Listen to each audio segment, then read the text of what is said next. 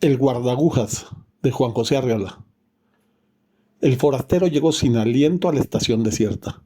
Su gran valija, que nadie quiso cargar, le había fatigado en extremo. Se enjugó el rostro con un pañuelo y con la mano en visera miró los rieles que se perdían en el horizonte. Desalentado y pensativo, consultó su reloj. La hora justa en que el tren debía partir. Alguien, salido de quién sabe dónde, le dio una palmada muy suave. Al volverse, el forastero se halló ante un viejecillo de vago aspecto ferrocarrilero. Llevaba en la mano una linterna roja, pero tan pequeña que parecía de juguete. Miró sonriendo al viajero, que le preguntó con ansiedad: «Usted perdone, ¿ha salido ya el tren? ¿Lleva usted poco tiempo en este país?» «Necesito salir inmediatamente. Debo hallarme en T mañana mismo». «Se ve que usted ignora las cosas por completo. Lo que debe hacer ahora mismo es buscar alojamiento en la fonda para viajeros». Y señaló un extraño edificio ceniciento que más bien parecía un presidio. «Pero yo no quiero alojarme, sino salir en el tren». «Alquile usted un cuarto inmediatamente, si es lo que hay. En caso de que pueda conseguirlo, contrátelo por mes. Le resultará más barato y recibirá mejor atención». «¿Está usted loco? Yo debo llegar a T mañana mismo». «Francamente, debería abandonarlo a su suerte. Sin embargo, le daré unos informes. Por favor. Este país es famoso por sus ferrocarriles, como usted sabe.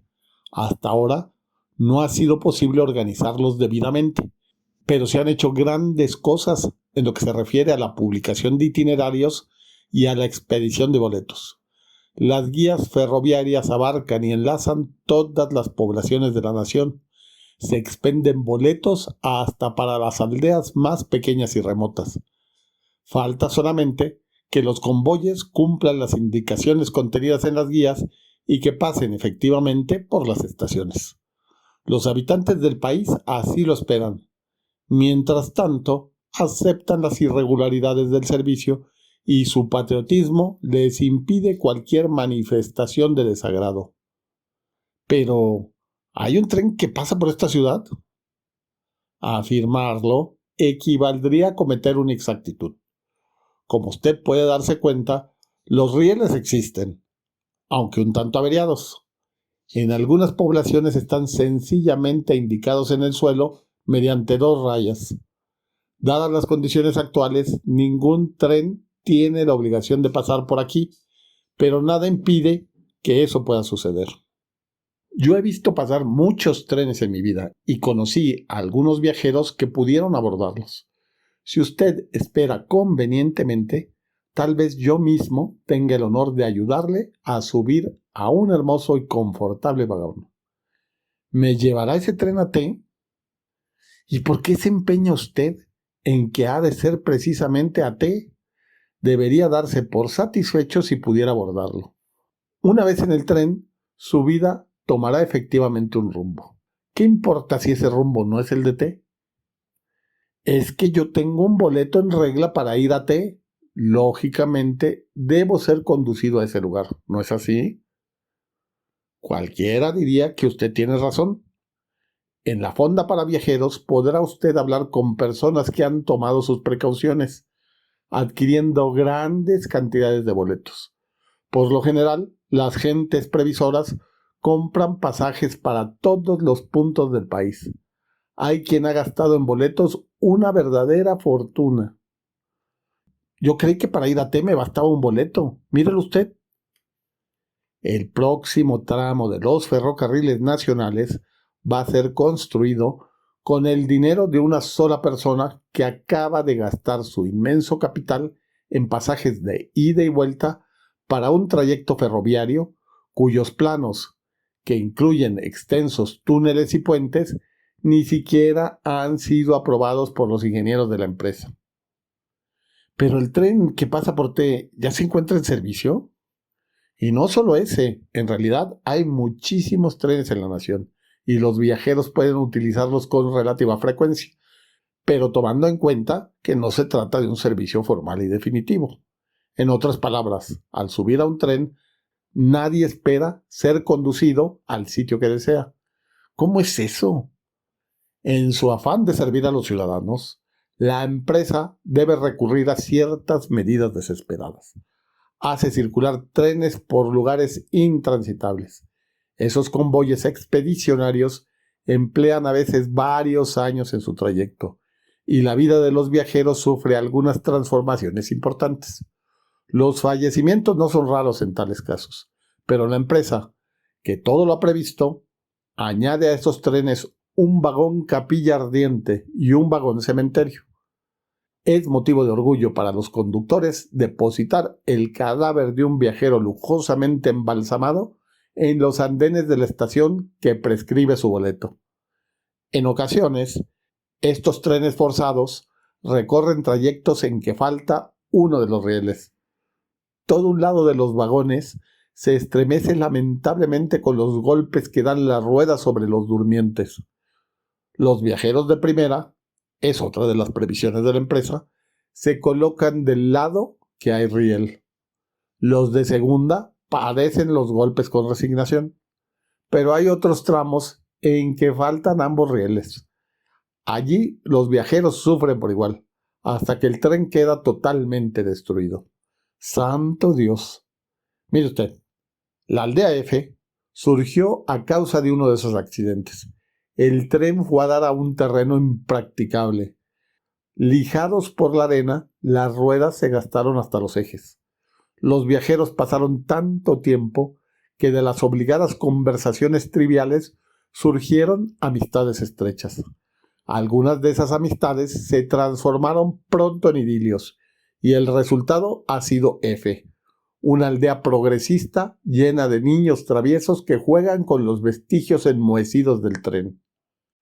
Dios mío, yo no estoy hecho para tales aventuras. Necesita usted ir templando su ánimo. Tal vez llegue usted a convertirse en héroe. No crea que faltan ocasiones para que los viajeros demuestren su valor y sus capacidades de sacrificio. Recientemente, 200 pasajeros anónimos escribieron una de las páginas más gloriosas en nuestros anales ferroviarios. Sucede que en un viaje de prueba, el maquinista advirtió a tiempo una grave omisión de los conductores de la línea. En la ruta faltaba el puente que debía salvar un abismo. Pues bien, el maquinista, en vez de poner marcha atrás, arengó a los pasajeros y obtuvo de ellos el esfuerzo necesario para seguir adelante. Bajo su enérgica dirección, el tren fue desarmado pieza por pieza y conducido en hombros al otro lado del abismo, que todavía reservaba la sorpresa de contener en su fondo un río caudaloso. El resultado de la hazaña fue tan satisfactorio que la empresa renunció definitivamente a la construcción del puente, conformándose con hacer un atractivo descuento en las tarifas de los pasajeros que se atreven a afrontar esa molestia suplementaria. Pero yo debo llegar a T mañana mismo. Muy bien. Me gusta que no abandone usted su proyecto. Se ve que es usted un hombre de convicciones. Alójese por lo pronto en la fonda y tome el primer tren que pase. Trate de hacerlo cuando menos. 1000 personas estarán para impedírselo. Al llegar un convoy, los viajeros, irritados por una espera demasiado larga, salen de la fonda en tumulto para invadir ruidosamente la estación. Muchas veces provocan accidentes con su increíble falta de cortesía y de prudencia. En vez de subir ordenadamente, se dedican a aplastarse unos a otros. Por lo menos se impiden para siempre el abordaje, y el tren se va dejándolos amotinados en los andenes de la estación. Los viajeros, agotados y furiosos, maldicen su falta de educación y pasan mucho tiempo insultándose y dándose de golpes. ¿Y la policía no interviene? Se ha intentado organizar un cuerpo de policía en cada estación, pero la imprevisible llegada de los trenes hacía tal servicio inútil y sumamente costoso. Además, los miembros de ese cuerpo demostraron muy pronto su venalidad, dedicándose a proteger la salida exclusiva de pasajeros adinerados que les daban a cambio de esa ayuda todo lo que llevaban encima. Se resolvió entonces el establecimiento de un tipo especial de escuelas, donde los futuros viajeros reciben lecciones de urbanidad y un entrenamiento adecuado. Allí se les enseña la manera correcta de abordar un convoy, aunque esté en movimiento y a gran velocidad. También se les proporciona una especie de armadura para evitar que los demás pasajeros les rompan las costillas. Pero una vez en el tren, ¿está uno a cubierto de nuevas contingencias? Relativamente. Solo les recomiendo que se fije muy bien en las estaciones. Podría darse el caso de que creyera haber llegado a T y solo fuese una ilusión. Para regular la vida a bordo de los vagones demasiado repletos, la empresa se ve obligada a echar mano de ciertos expedientes. Hay estaciones que son pura apariencia. Han sido construidas en plena selva y llevan el nombre de alguna ciudad importante. Pero basta poner un poco de atención para descubrir el engaño. Son como las decoraciones del teatro, y las personas que figuran en ellas están llenas de aserrín. Esos muñecos revelan fácilmente los estragos de la intemperie, pero son a veces una perfecta imagen de la realidad. Llevan en el rostro las señales de un cansancio infinito. Por fortuna T no se halla muy lejos de aquí, pero carecemos por el momento de trenes directos. Sin embargo, no debe excluirse la posibilidad de que usted llegue mañana mismo tal como desea. La organización de los ferrocarriles, aunque deficiente, no excluye la posibilidad de un viaje sin escalas. Ve usted, hay personas que ni siquiera se han dado cuenta de lo que pasa. Compran un boleto para ir a T, viene el tren, suben y al día siguiente oyen que el conductor anuncia «Hemos llegado a T». Sin tomar precaución alguna, los viajeros descienden y se hallan efectivamente en T. ¿Podría yo hacer alguna cosa para facilitar ese resultado? Claro que puede usted. Lo que no se sabe es si le servirá de algo. Inténtelo de todas maneras. Suba usted al tren con la idea fija de que va a llegar a T. No trate a ninguno de los pasajeros. Podrán desilusionarlo con sus historias de viaje y hasta denunciarlo a las autoridades. ¿Qué está usted diciendo? En virtud del estado actual de las cosas, los trenes viajan llenos de espías. Estos espías, voluntarios en su mayor parte, dedican su vida a fomentar el espíritu constructivo de la empresa. A veces, uno no sabe lo que dice y habla solo por hablar. Pero ellos se dan cuenta enseguida de todos los sentidos que puede tener una frase, por sencilla que sea. Del comentario más inocente, saben sacar una opinión culpable. Si usted llegara a cometer la menor imprudencia, sería prendido sin más. Pasaría el resto de su vida en un vagón cárcel o le obligarían a descender en una falsa estación perdida en la selva. Viaje usted lleno de fe. Consuma la menor cantidad posible de alimentos y no ponga los pies en el andén antes de que vea en T alguna cara conocida. Pero yo no conozco en T a ninguna persona. En este caso, redoble usted sus precauciones. Tendrá, se lo aseguro, muchas tentaciones en el camino. Si mira usted por las ventanillas, está expuesto a caer en la trampa de un espejismo. Las ventanillas están provistas de ingeniosos dispositivos que crean toda clase de ilusiones en el ánimo de los pasajeros. No hace falta ser débil para caer en ellas. Ciertos aparatos operados desde la locomotora hacen creer, por el ruido y los movimientos, que el tren está en marcha. Sin embargo, el tren permanece detenido semanas enteras, mientras los viajeros ven pasar cautivadores paisajes a través de los cristales. ¿Y eso qué objeto tiene? Todo esto lo hace la empresa con el sano propósito de disminuir la ansiedad de los viajeros y de anular en todo lo posible las sensaciones de traslado. Se aspira a que un día se entreguen plenamente al azar en manos de una empresa omnipotente y que ya no les importe saber a dónde van ni de dónde vienen.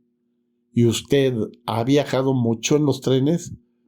Yo, señor, solo soy guardagujas. A decir verdad, soy un guardaagujas jubilado y solo aparezco aquí de vez en cuando para recordar los buenos tiempos. No he viajado nunca, ni tengo ganas de hacerlo. Pero los viajeros me cuentan historias. Sé que los trenes han creado muchas poblaciones además de la aldea de F, cuyo origen le he referido. Ocurre a veces que los tripulantes de un tren reciben órdenes misteriosas. Invitan a los pasajeros a que desciendan de los vagones, generalmente con el pretexto de que admiren las bellezas de un determinado lugar. Se les habla de grutas, de cataratas o de ruinas célebres. 15 minutos para que admiren ustedes la gruta tal o cual, dice amablemente el conductor. Una vez que los viajeros se hallan a cierta distancia, el tren escapa a todo vapor y los viajeros vagan desconcertados de un sitio a otro durante algún tiempo, pero acaban por congregarse y se establecen en colonia. Estas paradas intempestivas se hacen en lugares adecuados, muy lejos de toda civilización y con riquezas naturales suficientes. Allí se abandonan lores selectos de gente joven y sobre todo con mujeres abundantes. ¿No le gustaría a usted pasar sus últimos días en un pintoresco lugar desconocido en compañía de una muchachita? El viejecillo sonriente hizo un guiño y se quedó mirando al viajero, lleno de bondad y de picardía. En ese momento se oyó un silbato lejano. El guardaagujas dio un brinco y se puso a hacer señales ridículas y desordenadas con su linterna. ¿Es el tren?, preguntó el forastero. El anciano echó a correr por la vía desaforadamente. Cuando estuvo a cierta distancia, se volvió para gritar. «¡Tiene usted suerte! Mañana llegará a su famosa estación. ¿Cómo dice que se llama?» «X», contestó el viajero. En ese momento el viejecillo se disolvió en la clara mañana, pero el punto rojo de la linterna siguió corriendo y saltando entre los rieles, imprudente al encuentro del tren. Al fondo del paisaje, la locomotora se acercaba con un ruidoso advenimiento.